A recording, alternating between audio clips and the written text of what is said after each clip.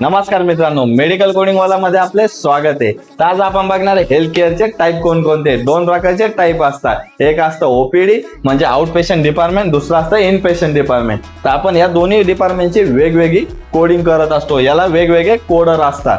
तर या स्पेशालिटी मध्ये आउट पेशंट डिपार्टमेंट मध्ये काय असतं की पेशंट हॉस्पिटलला येतो, तो त्याची ट्रीटमेंट किंवा त्याचं जी सर्जरी ते एका दिवसात करत असतो, त्यानंतर त्याला सोडून दिलं जातं. तर ते आउट पेशंट डिपार्टमेंट मध्ये येत असतं. त्यामध्ये कोणकोणत्या कोडिंग करतो आपण? रेडिओलॉजी, सर्जरी, इमर्जन्सी या ज्या कोडिंग असतात त्या आपण आउट पेशंट डिपार्टमेंट मध्ये करत असतो. तर इन पेशंट डिपार्टमेंट मध्ये कोणती कोडिंग करतो?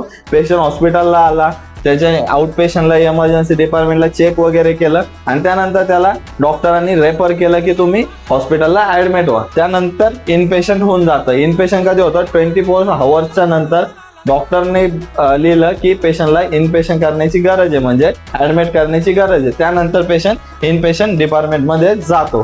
तर त्याला IP कोडिंग आपण असं बोलतो. थँक्यू.